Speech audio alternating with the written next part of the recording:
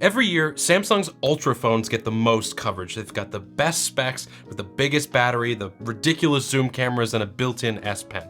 And that usually leads to this little guy getting passed over by most people. This is the Samsung S23. It's the smallest and cheapest phone in Samsung's flagship lineup, and I think this phone deserves much more love. It is consistently the underdog of the lineup, and for the past couple of years, yeah, it absolutely did pale in comparison to the mighty Ultra. There were some issues with the Exynos processors, there was some poor battery life, and the cameras were good, but just not mind-blowing. This year with the S23, things have changed. And this might be a bit of a hot take, but I actually think that the S23 is one of Samsung's best phones yet in terms of value, that overall package of what you get for the price of the phone.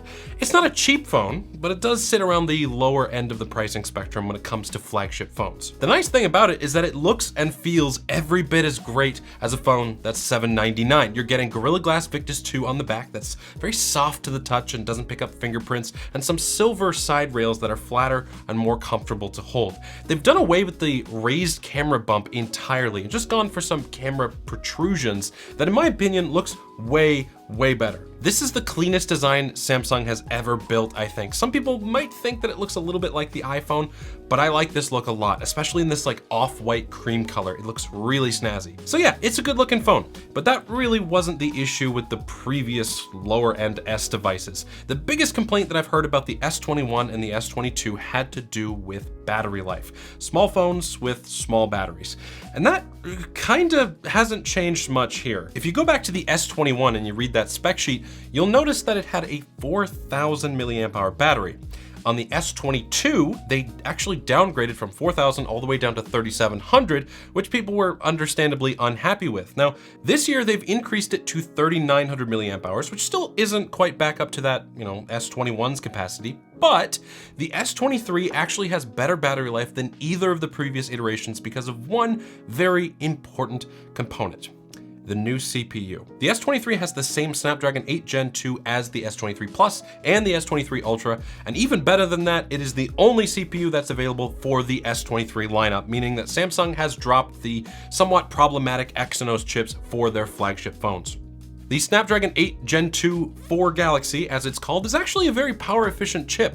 It still scores very high on the latest benchmarks, but it also shows restraint when it needs to. I've been getting very solid battery life on this phone in the time that I've had it, and while I would appreciate a larger capacity battery for long-term reliability's sake, I don't think I have the right to complain here. The battery life is easily good enough to get me through a full day of normal usage. Gaming on it is a lot of fun too, with that buttery smooth 120Hz display, and it doesn't get as hot as it did on the previous phones either. I remember that being a slight issue with the S21, which made sense because it's got a plastic back, and plastic is not as good as a thermal conductor as glass is. On the S23, I played games and I ran the new Geekbench 6 benchmark like over and over again to see if the phone would overheat or even just get too hot to the touch, and it did very well. It did get pretty warm to the touch in the area next to the cameras, but like nothing super uncomfortable. If you really don't want to feel all that heat though, pick up a case from today's sponsor, Casetify.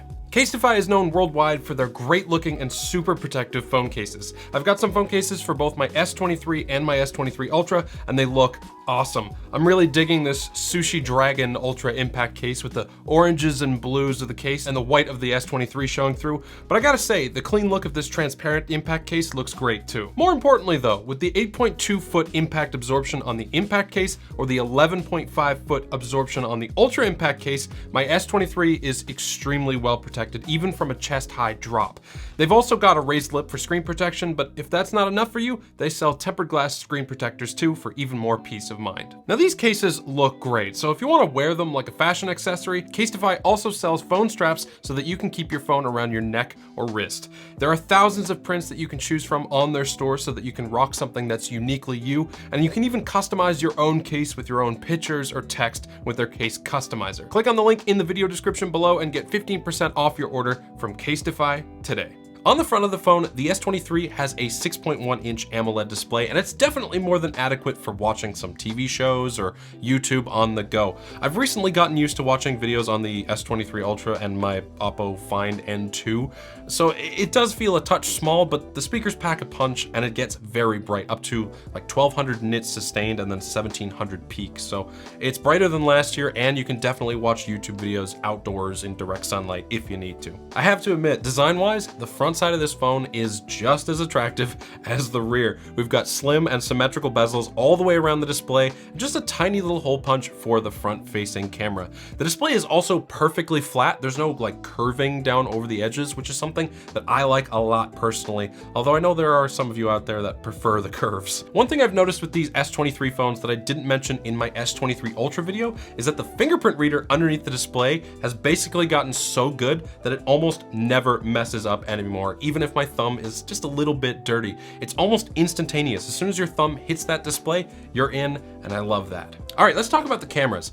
Like I mentioned earlier, there is a different look about them on the back of this phone. There's no full camera bump or camera island here like they had on the previous phones. It's just 3 solid protrusions with rings around them, and I think it looks great. Unfortunately, despite that different look, they are the same 3 cameras that were on the S22 last year. Samsung has made some post-processing tweaks that have led to better photos overall, but we're not getting any massive changes here. It takes decent photos overall, but if photo quality is really important to you, you're probably better off with a Pixel 7 or Pixel 7 Pro. The front-facing camera has gotten a bit of a spec bump though, and it's quite a bit better than last year.